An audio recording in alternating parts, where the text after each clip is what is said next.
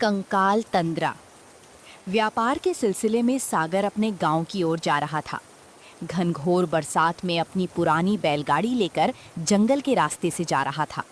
गरजते बादल और जंगल का ये डरावना सन्नाटा, हर चमक के साथ अंधेरा और गहरा होता जा रहा था।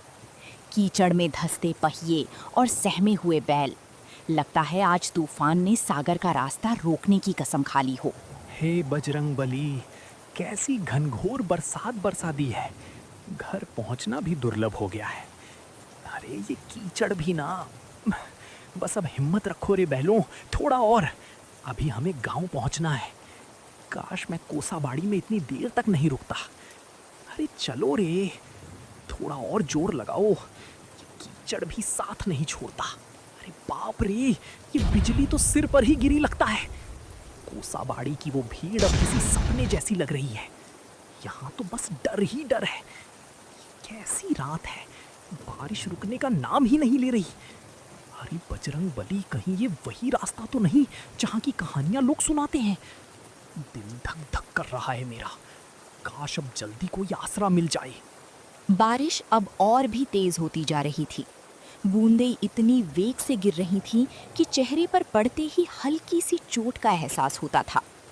आसमान में बिजली बार बार चमक रही थी और बादलों की गड़गड़ाहट से धरती जैसे कांप उठती थी। चारों ओर सन्नाटा पसरा हुआ था। ना कोई इंसान, ना कोई आवाज, बस बारिश की लगातार ध्वनि और दूर कहीं से आती जंगली जानवरों की डरावनी आवाजें। सागर का दिल जोर जोर से धड़कने लगा। उसने इस रास्ते के बारे में कई डरावनी कहानियां सुनी थी। दिन में ये रास्ता सुरक्षित लगता था, मगर इस तूफानी रात में सब कुछ भयानक रूप ले चुका था। तभी अचानक उसे दूर कहीं से मंदिर की घंटी की आवाज सुनाई दी। अजीब बात ये थी कि वो आवाज बारिश के शोर के बीच भी साफ और गूंजती हुई सुनाई दे रही थी। सागर ने ध्यान से सुना। अरे ये आवाज, ये तो मंदिर की घंटी जैसी लग रही है। हाँ बिल्कुल, पर इतनी तेज बारिश में कौन बजा रहा होगा? सागर ने बैलों को उस आवाज की दिशा में मोड़ दिया। कुछ दूरी तय करने के बाद उसे घने पेड़ों के बीच एक बहुत ही पुराना हनुमान मंदिर दिखाई दिया। मंदिर पत्थरों से बना था और देखने में काफी जर्जर व प्राचीन लग रहा था। पर अजीब बात ये थी कि उसके भीतर से हल्की सी रोशनी झिलमिला रही थी। सागर ने अपनी बैलगाड़ी मंदिर के पास रोकी और उत्सुकता व डर की मिलीजुले भाव के साथ जल्दी से मंदिर के अंदर चला गया। मंदिर बाहर से जितना पुराना लग रहा था, अंदर उतना ही स्वच्छ और शांत था। हनुमान जी की मूर्ति के सामने अगरबत्तियां जल रही थी और चारों ओर सिंदूर और चंदन की हल्की सी खुशबू फैली हुई थी। ऐसा लग रहा था जैसे किसी ने अभी अभी पूजा की हो, मगर वहां कोई दिखाई नहीं दे रहा था। कुछ देर बाद मंदिर के पीछे वाले कमरे से एक वृद्ध साधु प्रकट हुए, जिन्होंने गेरुए वस्त्र धारण कर रखे थे। उनकी लंबी सफेद दाढ़ी छाती तक लटक रही थी और माथे पर तिलक का गाढ़ा चिन्ह बना था। उनकी आंखों में गहरी शांति थी, पर चेहरे पर किसी गहरी चिंता की छाया साफ झलक रही थी। कौन हो तुम बेटा? इस तूफानी रात में यहाँ कैसे आ पहुँचे? महाराज, मैं पास के गांव कोसाबाड़ी से लौट रहा था।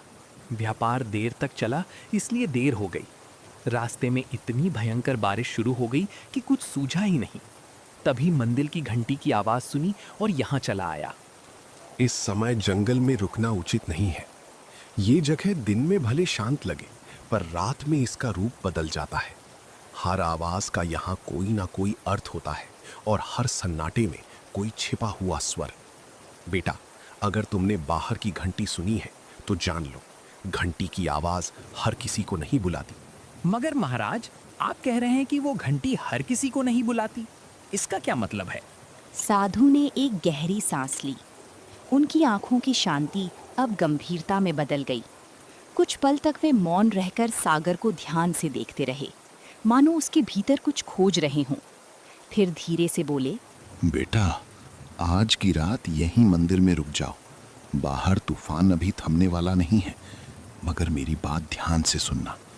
आधी रात के बाद अगर कोई आवाज सुनाई दे, चाहे कोई पुकारे, रोए या तुम्हारा नाम ले, किसी भी हालत में इस मंदिर की सीमा के बाहर मत जाना।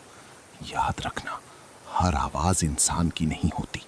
सागर को साधु की बात कुछ अजीब जरूर लगी, पर उनके चेहरे पर झलकती गंभीरता देखकर साफ महसूस हो रहा था कि वे मजाक नहीं कर रहे थे। महाराज, मैं आपकी बात का ध्यान रखूंगा, चाहे कैसी भी आवाज क्यों ना सुनाई दे। मैं मंदिर के बाहर कदम नहीं रखूंगा। उसने मन ही मन सोचा कि शायद रात में यहाँ जंगली जानवर आ जाते होंगे, इसलिए साधु महाराज मुझे डराकर सावधान करना चाह रहे हैं। साधु ने उसे पास के एक दूसरे कमरे में बैठने के लिए कहा। फिर वे अंदर चले गए और थोड़ी देर में एक थाली में कुछ ताजे फल लेकर लौटे। लो बेटा, ये कुछ ताजे फल खा लो। रास्ता लंबा था, शरीर को आराम और भोजन दोनों की जरूरत है। बाहर तूफान है, इसलिए आज यहीं ठहर जाओ। भगवान हनुमान की शरण में हो, चिंता मत करो, सब ठीक रहेगा। सागर ने शांति से फल खाए और पानी पिया। साधु महाराज ने उसे एक पुरानी चटाई और कंबल दिया ताकि वो आराम कर सके। सागर ने श्रद्धा से भगवान हनुमान को प्रणाम किया और मंदिर के एक कोने में जाकर लेट गया। थकान के मारी उसकी आंखें धीरे धीरे बंद होने लगीं। बाहर रात अब और गहरी हो चली थी। बारिश अब भी जोरों पर थी और हवाएं मंदिर की दीवारों से टकराकर सनसनाती हुई गुजर रही थीं। सागर नींद में जाने ही वाला था कि अचानक उसे एक अजीब सी आवाज सुनाई दी। पहले तो वो बहुत धीमी थी, पर कुछ ही पलों में वो आवाज धीरे धीरे तेज होती चली गई। सागर, बेटा बाहर आ जा। देख, मैं यहाँ हूँ, डर मत, मैं तेरा पिताजी हूँ। तू इतनी देर से लौटा नहीं, मैं तुझे ढूंढता ढूंढता यहाँ तक आ गया। बेटा बस एक बार बाहर आ जा, देख तेरे पिताजी तुझे बुला रहे हैं। मेरे पास आ जा सागर, तू मुझे पहचानता है ना? मेरी आवाज़ सुन, मैं तुझसे मिलने आया हूँ बेटा। सागर, मेरी बात सुनो बेटा, मैं बड़ी मुसीबत में हूँ, कोई मुझे यहाँ से ले जाओ वरना मैं बच नहीं पाऊँगा। तू तो मेरा साहसी बेटा है ना, बस एक बार बाहर आ जा, मुझे तेरी ज़रूरत है। देख, मैं यहीं तेरे मंदिर के बाहर खड़ा हूँ, ठंडी बारिश में भीग रहा हूँ, जल्दी आ बेटा, मुझे बचा ले। सागर की आंखें अचानक खुल रहीं। वो चौंक कर उठ बैठा। उसके चारों ओर सन्नाटा पस रहा था, पर वो आवाज़ अब और स्पष्ट सुनाई दे रही थी। अजीब बात ये थी कि वो आवाज़ किसी और की नहीं, बल्कि उसकी अपने पिताजी की आवाज़ जैसी लग रही थी। ये आवाज पिताजी की लग रही है, लेकिन पिताजी यहाँ कैसे हो सकते हैं? नहीं, ये सच नहीं हो सकता। वो तो गांव में थे, पर अगर सच में वो हैं तो मैं कैसे अंदर बैठा रहूंगा? हे बजरंगबली, अब मैं क्या करूं? बाहर जाऊं या नहीं? सागर का दिल जोर जोर से धड़कने लगा, मानो उसकी छाती से बाहर निकल आएगा। डर और जिज्ञासा दोनों उसके मन में एक साथ उमड़ने लगे। सागर उठ खड़ा हुआ और धीरे धीरे मंदिर के दरवाजे की ओर बढ़ने लगा। उसका हाथ दरवाजे की ओर बढ़ रहा था, जबकि मन भीतर से कह रहा था, शायद बाहर अगर पिताजी हैं और अगर सच में उन्हें मदद चाहिए तो मैं कैसे ना जाऊं? तभी अचानक किसी ने उसका हाथ कसकर पकड़ लिया। सागर सिहर उठा, पीछे मुड़ा तो देखा साधु महाराज उसके पीछे खड़े थे। उनकी आंखों में गहरी गंभीरता और एक अनकहा डर झलक रहा था। रुको बेटा, एक कदम भी बाहर मत रखना। मैंने तुम्हें पहले ही चेतावनी दी थी, जो आवाजें बाहर से आती हैं वे इंसान की नहीं होती। महाराज, पर वो तो सच में मेरे पिताजी की आवाज है, वही पुकार रहे हैं मुझे। कह रहे थे कि वो मुसीबत में हैं। अगर सच में वो हैं तो मैं उन्हें ऐसे कैसे छोड़ दूं? वो तुम्हारे पिताजी नहीं है, वो एक छलावा है। तुम्हारे मन को पढ़ लिया है बेटा। ये उसी की आवाज में निकालती है जिसके लिए तेरे दिल में सबसे गहरा प्रेम हो। ये जानती है कि तेरे मन में अपने पिताजी के लिए कितना स्नेह है, इसीलिए उसी का रूप धारण करके तुझे बुला रही है। कई यात्री इसके इस छल में फंस चुके हैं और फिर कभी लौटे नहीं। सागर बेटा, तू मुझे क्यों नहीं सुन रहा? मैं बहुत दर्द में हूँ, तेरे पिताजी हूँ मैं। देख, मैं यहीं बाहर हूँ, बारिश में भीग रहा हूँ। मुझे अकेला मत छोड़ बेटा, बस एक बार बाहर आ जा। अगर तू नहीं आया तो मैं बच नहीं पाऊंगा। छोड़ दीजिए मुझे, वो मेरे पिताजी हैं, उनकी आवाज मैं पहचानता हूँ। अब समझ नहीं रहे वो मुसीबत में हैं, मुझे उनकी मदद करनी ही होगी। कृपया जाने दीजिए, मैं उन्हें ऐसे नहीं छोड़ सकता, वो मुझे पुकार रहे हैं। याद रखना, अगर तू बाहर गया तो तेरा नाम भी उनमें शामिल हो जाएगा। साधु ने झटके से सागर को वापस अंदर खींच लिया और जमीन पर बिठा दिया। फिर वे सीधे हनुमान जी की मूर्ति के सामने जाकर पद्मासन में बैठ गए और ऊंची स्वर में मंत्र जपने लगी। पंडित, तुम कितना भी मंत्र जाप कर लो, मुझे नहीं रोक पाओगे। मैं फिर आऊंगा, बार बार आऊंगा। जब जब कोई इस मंदिर में कदम रखेगा, मैं उसे पुकारूंगा। तुम मुझे बांध नहीं सकते। मेरी छाया हर दिशा में फैली है, हर हवा में मेरा नाम गूंजता है। ओम हनुमते नमः, ओम रामदूताय नमः, हर हर महादेव, रक्षामि रक्षामि। उनके मंत्रों की गूंज पूरे मंदिर में फैल रही। धीरे धीरे बाहर की आवाज बढ़ने लगी, मगर पूरी तरह से थमी नहीं। साधु ने मंत्र जाप जारी रखा। उनके माथे पर पसीने की बूंदें चमकने लगी थीं और पूरा मंदिर एक अजीब रहस्यमयी ऊर्जा से भर गया था।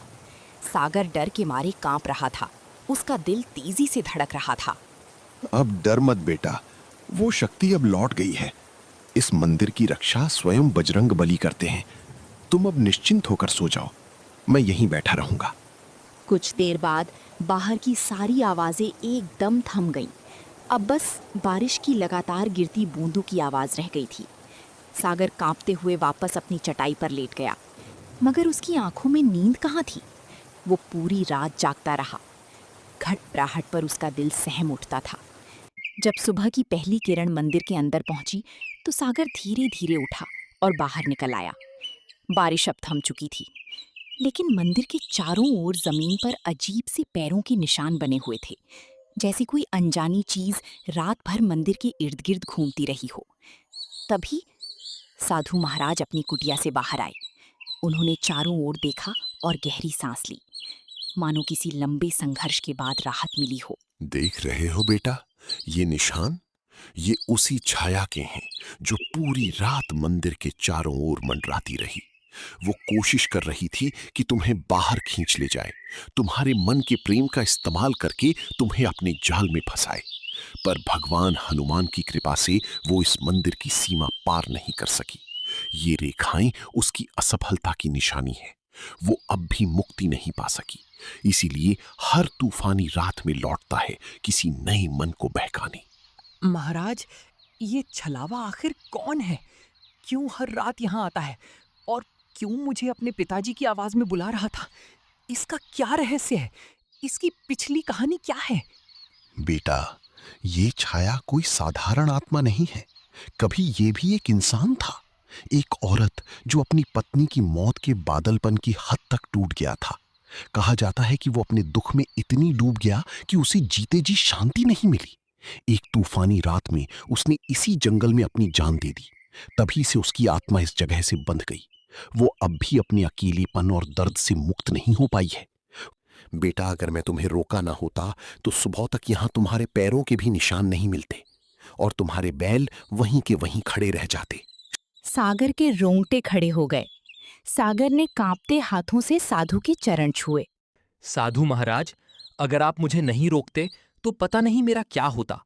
साधु महाराज, आपने मेरी जान बचाई है। अगर आप ना होते तो आज मैं जिंदा नहीं होता।